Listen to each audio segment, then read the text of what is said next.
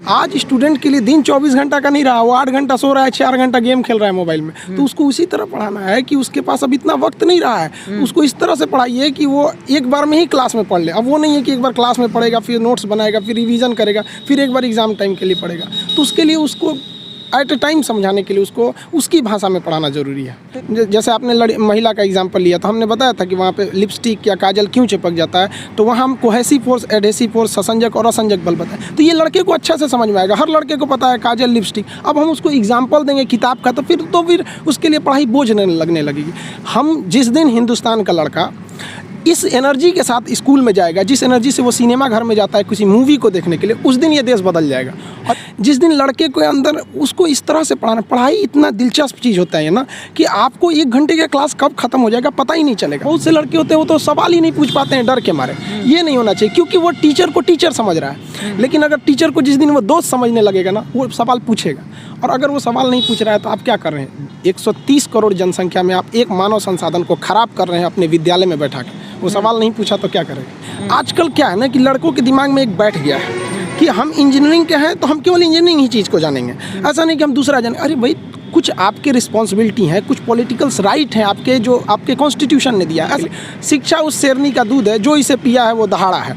और आप अगर दहाड़ना चाहते हैं तो शिक्षा के सिवा कोई रास्ता नहीं है आपको, फिर सब हर कदम पे लोग आपको दबा देंगे। यही बेसिकली तो हम लोग एक टीचर ही हैं। और टीचर क्या, एक स्टूडेंट्स का फ्रेंड कहिए। अब बहुत हो गया स्टूडेंट्स के लिए कि नहीं आपको अर्बन एरिया में रहना चाहिए, आपको इंग्लिश आनी चाहिए। नहीं, हम उसको उसकी भाषा में समझाएंगे। और बेहतरीन वो समझता भी है इस चीज़ को, स्टूडेंट्स के हाथ में। अब युवा अपने अधिकार के लिए लड़ने लगा है। आप देखे होंगे कि गवर्नमेंट जो थी, एनटीपीसी का रिजल्ट जो थी वो रोकी हुई थी, मतलब उसका जो फॉर्म नहीं निकालने दे रही थी, उसका डेट कब होगा कोई क्लियरेंस नहीं कर रही थी। 5 दिन तक स्टूडेंट ने डिजिटल स्ट्राइक किया। 5 दिन तक स्टूडेंट ने मारा, ट्विटर पे कैंपेन चला दिया, speak up for SSC and railway students. Government को आना पड़ा, तुरंत एसएससी का कैलेंडर जारी करना पड़ा, दिसंबर में कहना पड़ा कि रेलवे का एग्जाम ले। तो स्टूडेंट्स की आप दबिए नहीं, आप दबेंगे तो दबाएंगे। और आप पढ़े लिखे होकर दब जाएंगे तो फिर एक अनपढ़ को तो कुचल दिया जाएगा, उसको दबाया ही नहीं जाएगा। तो अब स्टूडेंट्स जाग गया है, अब स्टूडेंट्स को कोई नहीं रोक सकता। आगे वाले देश का भविष्य वही है। और हमारे कलाम साहब ने भी कहा था कि किसी देश का भविष्य किसी कॉलेज के अंतिम बेंच पर बैठा हुआ विद्यार्थी के देख क्या बता सकते हैं। देखिए, आप कॉलेज नहीं जाइएगा तो फिर स्कूल और कॉलेज जो होता है ना, माँ का दूध होता है, और ये सबके लिए ज़रूरी होता है। एक रेस के घोड़ा को अगर आप देखिएगा ना, तो रेस पे घोड़े पे जो बैठा होता है घोड़सवार, उस घोड़े को बहुत मारता है, इतना तकलीफ देता है कि घोड़ा को समझ में नहीं आता है कि हमको तकलीफ क्यों दे रहा है। लेकिन रियलिटी में देखिएगा ना, तो उसका मालिक उस घोड़े को जिताना चाहता है। तो उसी तरह हमारा मालिक भगवान है। अगर हमें गरीबी दे रहा है, तकलीफ दे रहा है ना, तो आप इससे घबराइए नहीं।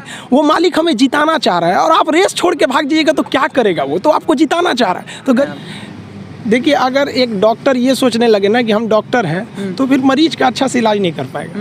अगर डॉक्टर ये सोचे ना कि हम भी मरीज हैं, और ये सोच के वो इंजेक्शन लगाए कि हम अपने को लगा रहे हैं, तो फिर उस मरीज को बड़ा कम दर्द होगा। तो टीचर जब ये सोच के पढ़ाने लगेगा ना कि हम टीचर हैं, तो फिर स्टूडेंट को समझने में दिक्कत आ जाएगा। तो टीचर को ये सोचना चाहिए ना कि हम भी एज एक स्टूडेंट की तरह ही हैं, और एकदम मिनिमम भाषा, मतलब एकदम नॉर्मल भाषा में उसे समझा सके। तो इसलिए आदमी को खोजते रहता है किस भाषा को वो समझ सकता है, इसलिए आदमी उस भाषा में बताता है। देखेंगे तो भारत बहुत दुनिया का सबसे बड़ा लोकतंत्र ही मानते हैं, लेकिन ये एकदम नया लोकतंत्र है।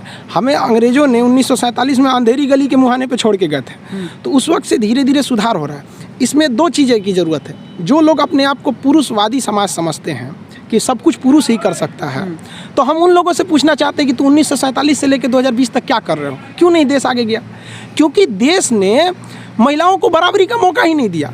और जिस दिन ये महिलाएं आ जाएंगी ना, उस दिन देश आगे चला जाएगा। और अगर ये हम लोग ये सोचते रहेंगे महिलाओं को छोड़ के आगे बढ़ जाएंगे, तो फिर आप 1947 से लेकर 2020 आ गया, क्या कर लिए यहाँ पर? एक पुरुष को अगर आप कह दीजिएगा ना कि जेब में 1 किलो का ताला लेके घूम जाए, उसका नहीं घूमेगा, उसको भारी लगने लगेगा। लेकिन एक महिला अपने पेट में 5 किलो का बच्चा लेके सुबह सबसे पहले उठती है, घर का सारा काम करती है, उसके सबसे बाद में सोती है, और कहते हो कि महिला कमज़ोर होती है। बारे भाई, पुरुष समाज यहाँ पर, तो ये गलत है। बराबरी जिस दिन आप देखिए अमेरिका में जो भी देश आगे हैं, किसी हम पर्टिकुलर जो आगे हैं, वहाँ महिलाओं को बराबरी का अधिकार मिला है। वो समाज का एक अभिन्न हिस्सा है। अगर आप उसे दरकिनार करते हैं तो कभी आप एक उज्ज्वल समाज की कल्पना कर ही नहीं सकते। देखिए, हमारे कोचिंग में तो इतने लड़के रहते हैं सबके, हमें ज़मीन पे बैठाना पड़ता है मजबूरी में। तो हमने जो यहाँ बोला ना, तो हमारे यहाँ लड़के मजबूरी में बैठते हैं और शौक से बैठते हैं, ऐसा नहीं है। और जहाँ तक बात कहें ना कि CBSE बोर्ड या जो बड़े लोग होते हैं उनके बच्चे अच्छे तो देखिए एक बात बताते हैं, हथियार कितना भी खतरनाक और बड़ा क्यों ना हो जाए, चलाने वाला खतरनाक होना चाहिए। तो कॉलेज और स्कूल कितना भी अच्छा क्यों ना हो, पढ़ने वाला स्टूडेंट में अंदर मेहनत होना चाहिए। हिंदी मीडियम वालों के अंदर